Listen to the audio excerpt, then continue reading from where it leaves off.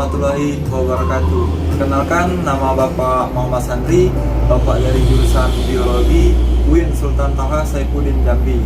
Alhamdulillah kita masih diberikan kesempatan untuk belajar meskipun melalui via daring. Nah, anak-anak, kali ini kita akan mempelajari tentang pewarisan sifat, itu pada bab 3. Kali ini dalam video ini Bapak akan membahas tentang materi genetik dan monohibrid dominan. Oke, kita lanjut saja.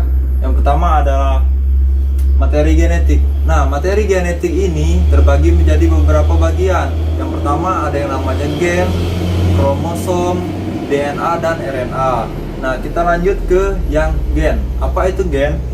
Gen adalah unit terkecil yang berperan dalam pewarisan sifat yang tersusun atas beberapa DNA yang terpintal dengan protein histon dan terdapat di dalam lokus kromosom.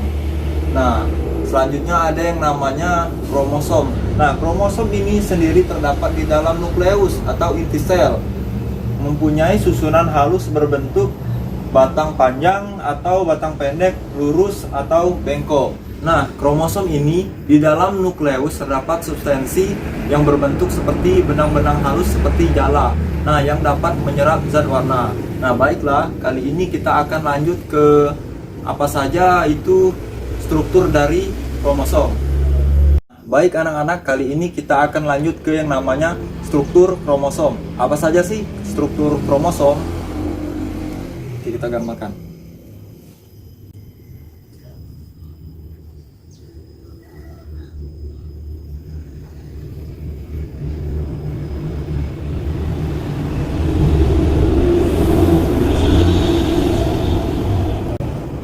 Nah, bagian yang panjang ini itu namanya lengan kromosom. Lengan kromosom. Nah, jadi yang panjang ini adalah lengan kromosom. Sedangkan untuk bagian tengah ini itu namanya sentromer.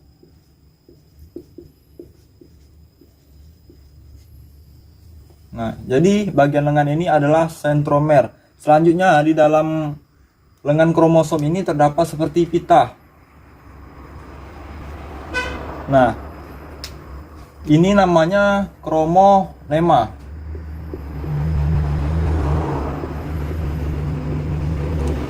Kromonema. Kalau Bapak perjelas gambarnya itu seperti ini.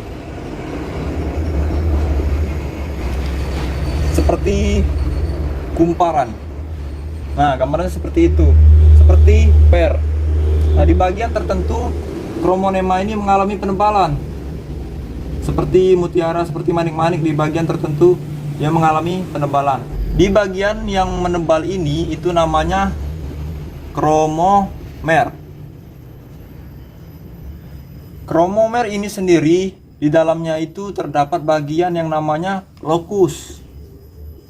Nah, di dalam lokus ini ada lagi yang namanya gen. Di bagian tertentu kromomer ini ada di ujungnya ini, itu namanya satelit di sini.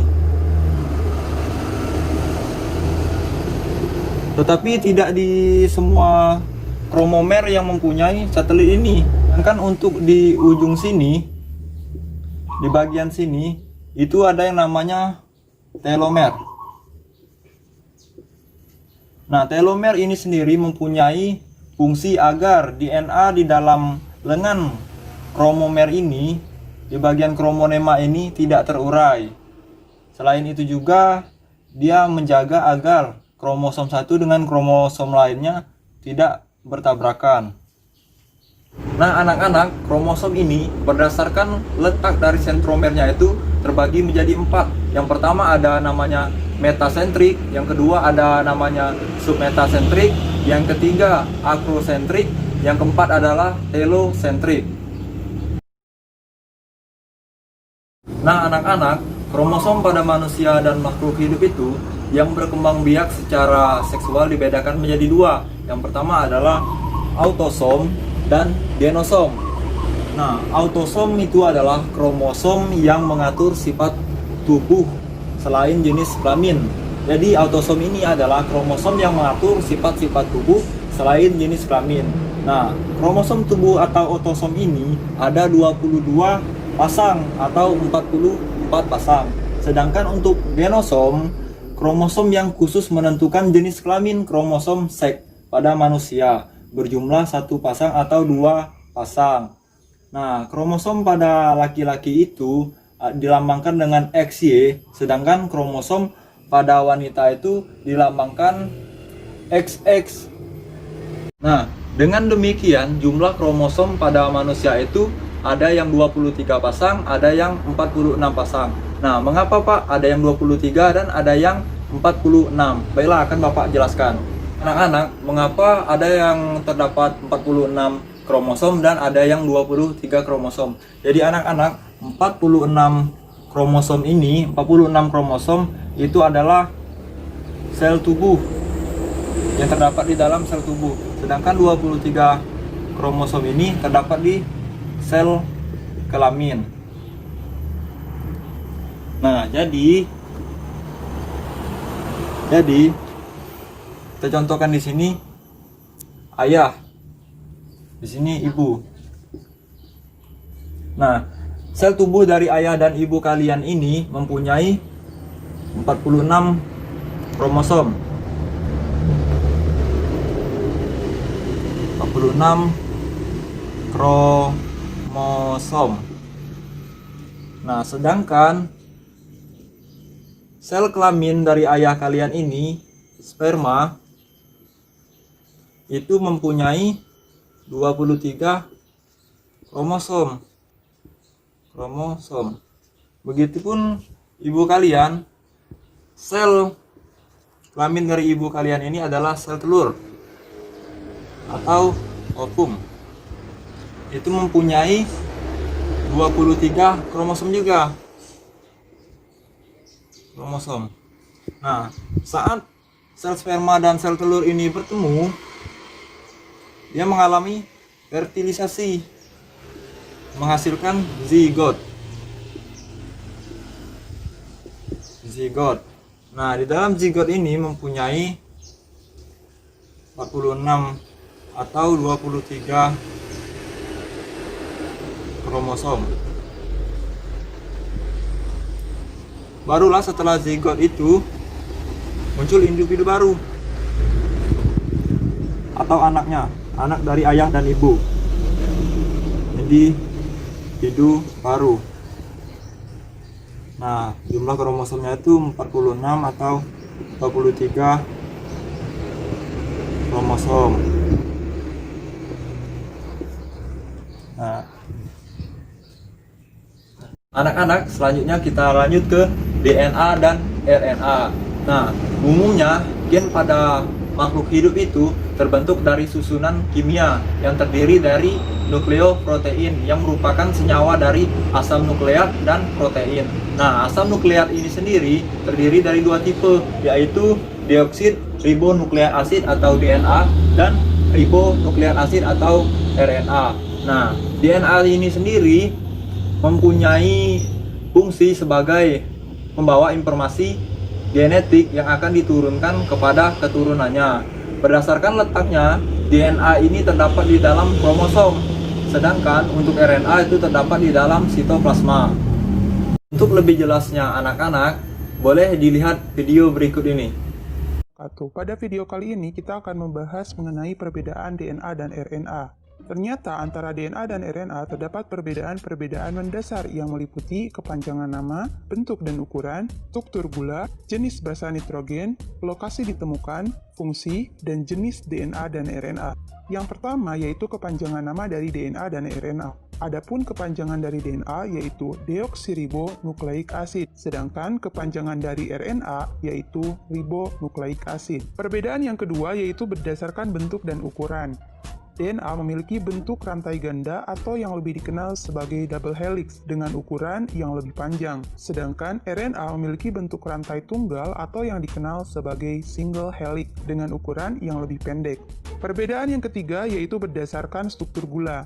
Gula yang terdapat pada DNA yaitu gula deoksiribosa yang memiliki bentuk seperti ini, dan pada RNA gulanya berupa gula ribosa.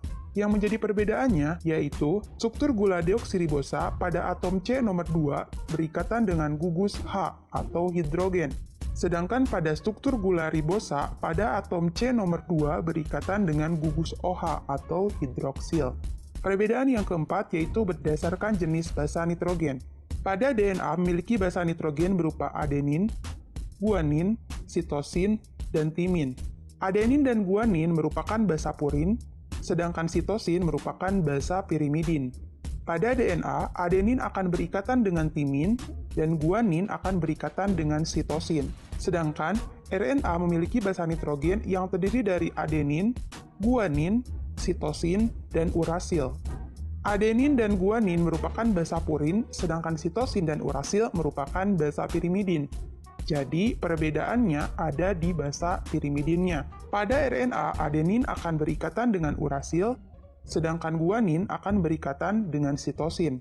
Perbedaan yang kelima yaitu berdasarkan lokasi ditemukan. Pada DNA, kalian akan menemukan pada 3 organel sel, yaitu pada nukleus, mitokondria, dan kloroplas. Sedangkan RNA ditemukan pada nukleus, sitoplasma, dan ribosom. Perbedaan yang keenam adalah berdasarkan fungsinya. DNA berfungsi sebagai informasi genetik dan berperan dalam sintesis protein, sedangkan RNA hanya berperan pada proses sintesis protein saja. Dan perbedaan yang terakhir adalah jenis DNA dan RNA. DNA memiliki 2 jenis, yaitu terdiri dari DNA template dan DNA anti-template. Sedangkan RNA memiliki 3 jenis, yaitu mRNA, rNA, dan tRNA. Mengenai jenis-jenis ini akan dibahas tuntas pada video mengenai sintesis protein. Oke, segitu aja mengenai perbedaan DNA dan RNA. Terima kasih atas perhatiannya. Wassalamualaikum warahmatullahi wabarakatuh. Ya anak-anak, kita lanjut ke yang nomor 4 yaitu istilah-istilah di dalam genetika. Nah, di dalam genetika ini ada yang namanya sel diploid dan haploid. Apa itu sel diploid? Sel diploid adalah sel yang memiliki kromosom dalam keadaan yang berpasangan, yaitu mempunyai 46 kromosom. Nah, sedangkan kalau yang haploid adalah sel yang memiliki satu set kromosom saja berjumlah 23 kromosom. Nah, untuk yang diploid itu disebut dengan sel tubuh, sedangkan kalau yang haploid itu disebut dengan sel kelamin. Kita lanjut, ada yang namanya genotip. Apa itu genotip, Pak? Nah, genotip itu adalah susunan gen yang menentukan sifat dasar suatu makhluk hidup dan bersifat tetap. Nah, di dalam genetika, genotip ini dilambangkan dengan huruf kapital kalau dia itu homozigot dominan, sedangkan kalau dia homozigot resesif itu dilambangkan dengan huruf kecil. Contohnya, kalau dia homozigot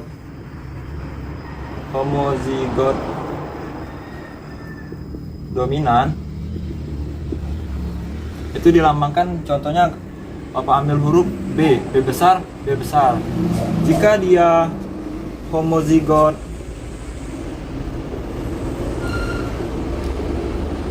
resesif, maka dilambangkan dengan huruf B kecil, B kecil. Tapi Pak, jika dia dilambangkan dengan huruf B besar, B kecil itu bagaimana?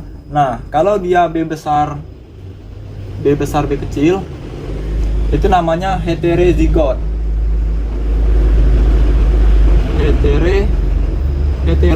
Heterozigot. Kita lanjut ke yang namanya fenotip. Nah, fenotip ini adalah sifat yang tampak pada suatu individu yang dapat diamati oleh panca indera secara kasat mata. Nah, misalnya bunga berwarna merah, bunga berwarna putih, badan pendek, dan badan tinggi. Selanjutnya ada yang namanya dominan. Nah, gen dapat dikatakan dominan apabila sifatnya itu lebih tampak daripada sifat pasangannya, sehingga si peran dari pasangannya itu tertutup oleh yang lebih dominan tersebut. Nah, selanjutnya anak-anak ada yang namanya resesif. Nah, gen dapat dikatakan resesif apabila gen tersebut berpasangan dengan gen yang lebih dominan, sehingga perannya itu tertutup oleh gen yang lebih dominan. Lanjut, ada yang namanya intermediate. Nah, intermediate ini adalah suatu sifat individu yang merupakan gabungan dari kedua induknya. Misalnya, bunga berwarna merah dikawinkan dengan bunga berwarna putih sehingga menimbulkan anak yang berwarna merah muda. Selanjutnya anak-anak ada yang namanya hibrid. Nah, hibrid ini adalah hasil perkawinan dari dua individu yang mempunyai sifat yang berbeda. Jika dia mempunyai satu sifat yang berbeda, itu namanya monohibrid. Sedangkan kalau dua sifat yang berbeda, itu namanya dihibrid. Untuk yang tiga sifat yang berbeda, itu namanya trihibrid dan seterusnya. Anak-anak, kali ini kita lanjut ke hukum Mendel. Nah, perlu kita ketahui bahwa bapak genetika kita adalah Gregor Mendel. Nah, Mendel ini mempunyai dua hukum. Hukum pertama, dia menyatakan bahwa setiap sifat suatu makhluk hidup ditentukan oleh sepasang faktor dalam yang letaknya berpasangan dengan kromosom homolog. Nah, untuk yang hukum kedua, Mendel ini menyatakan bahwa pada saat pembentukan sel gamet, beberapa alel yang berbeda yang berada pada kromosom yang bukan homolognya akan berpasangan atau mengelompok secara bebas.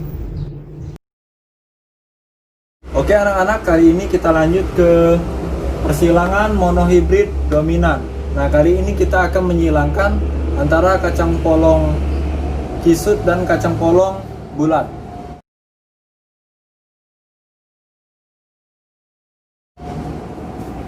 Nah, kita tulis di sini parentalnya adalah genotipnya B besar bulat. Kita silangkan dengan kacang polong kisut, genotipnya B kecil, genotipnya kisut. Nah, gametnya adalah untuk kacang polong bulat itu B besar. Untuk kacang polong kisut itu B kecil. Nah, dapatlah F1. F1-nya adalah B besar, B kecil. Nah, jika ditanyakan F2-nya, jika ditanya F2, kalau mencari F2 ini kita akan menghilangkan yang F1 ini dengan sesamanya. Berarti rental 2 B besar, B kecil itu kita silangkan dengan sesamanya B besar, B kecil. Nah, fenotipnya tetap bulat.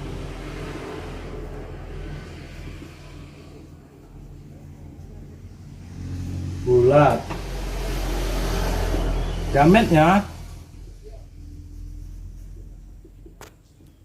tetap B besar, B kecil, B besar, B kecil. Udah.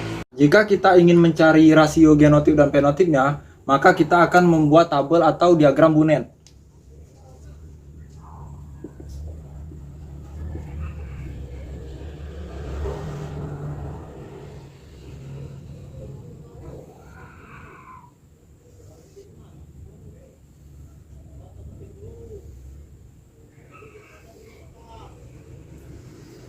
Nah, selanjutnya kita akan memasukkan genotipnya. B besar, B kecil, B besar, B kecil. Nah, kita silangkan B besar, disilangkan dengan B besar. Di sini hasilnya B besar, B besar. B besar disilangkan dengan B kecil itu B besar, B kecil. B besar disilangkan dengan B kecil, B besar, B kecil. B kecil disilangkan dengan B kecil sama dengan B kecil, B kecil. Nah, sekarang kita tulis di sini rasio genotip. Nah, rasio genotipnya adalah di sini B besar, B besar, B besar, B kecil, B kecil, B kecil. Nah, kita lihat di sini B besar ada 1.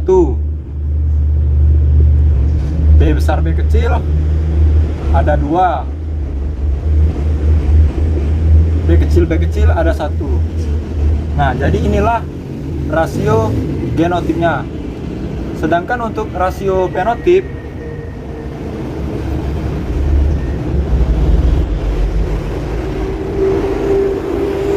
untuk rasio fenotipnya ada bulat, ada kisut.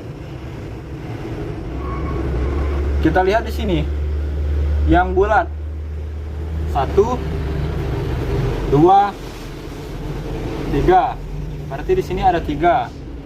Untuk yang kisut B kecil, berarti ada 1. Nah, inilah rasio fenotipnya. Jika ditanyakan